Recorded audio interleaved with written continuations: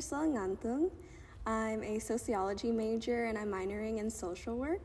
I'm from Eastville, California, which is right above Corona. I am Indonesian American and I'm a part of APIC's cabinet. So a little bit about me. I'm actually a PK and my parents are Indonesian pastors of their own Indonesian church called New Identity.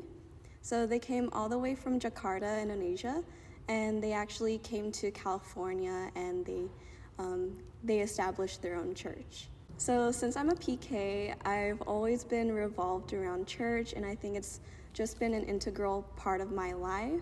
And so every single Sunday, I would go to church. That would just be my entire day. And then my parents would usually leave throughout the weekdays to go to Bible studies or covenants, and usually I'd be a part of those as well. I think a really big factor of my life is being a middle child. So I've always had this middle child syndrome that I've struggled with. I have an older sister and I have an older brother, and I have a younger sister and a younger brother. So I feel like I'm just the ultimate middle child. And I think a lot of people stereotype middle children as excluded or disconnected or just sometimes very social butterflies. And I think that really has affected me and shaped who I became.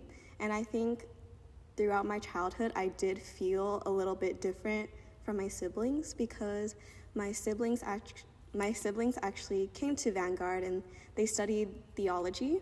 And obviously I'm not studying theology, so I do feel a little bit different from them. And they do serve in my parents' church. And so they're both part of the church's leadership.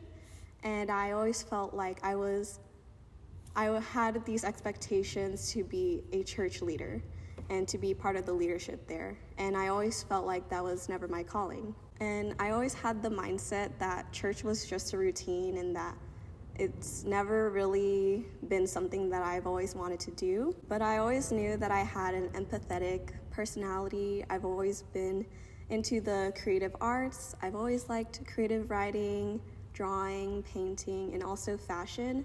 I think those things have been a really big part of who I am, what I enjoy, and what I like to do. And I think as I continued my faith, I realized that God actually had a plan for all of those hobbies and interests. And I didn't really have to follow the footsteps of my siblings, but I could actually have my own pathway and I could have my own unique story.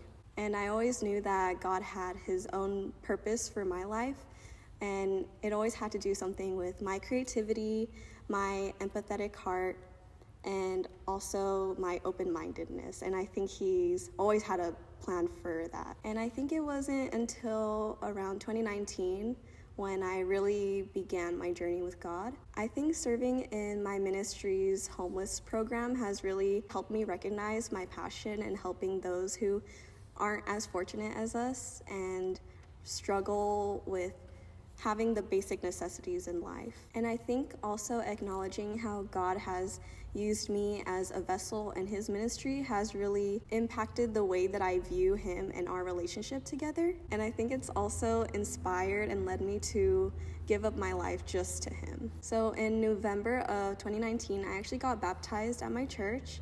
And I think that's really been the mark of when I really started my journey and my relationship with God. So my church's youth would occasionally drive to downtown LA and we would help out at the Dream Center.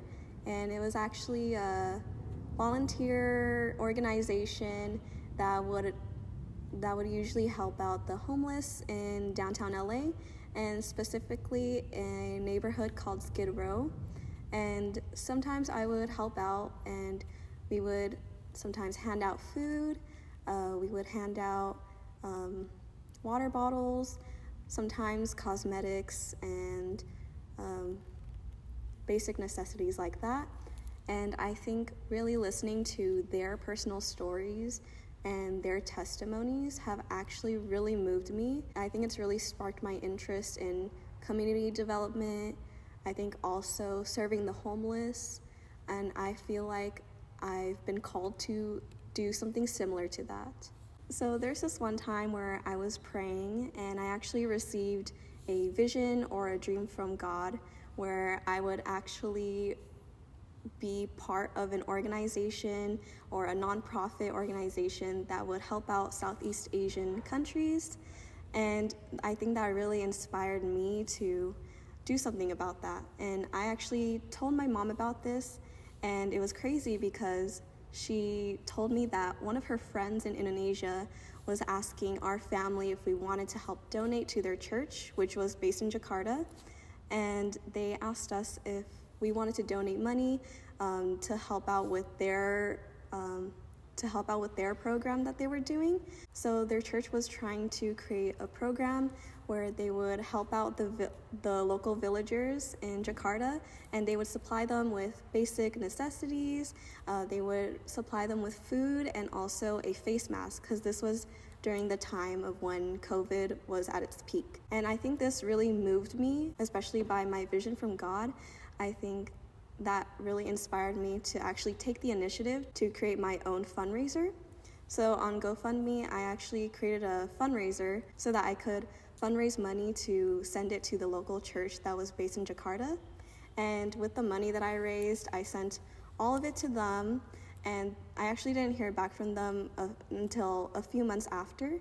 And they actually sent me videos of them handing out food and handing out face masks to the local villagers. And I think that really touched my heart, and it just made me realize I'm actually making a difference, and it made me realize that God has really used me as a vessel to help those in need.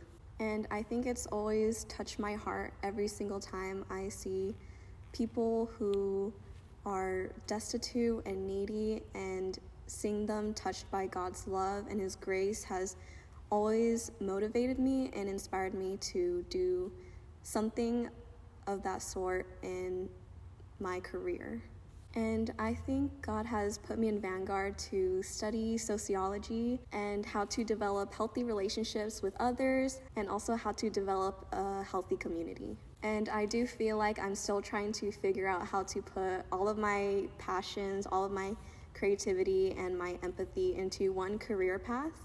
But I do know that God has a very big plan for me, and that I simply just have to obey and follow what He wants for my life. And I do think that my identity is actually a big mixture of where I started from, being a PK, and also just my creativity, being into creative writing or being into fashion, and also being into the arts.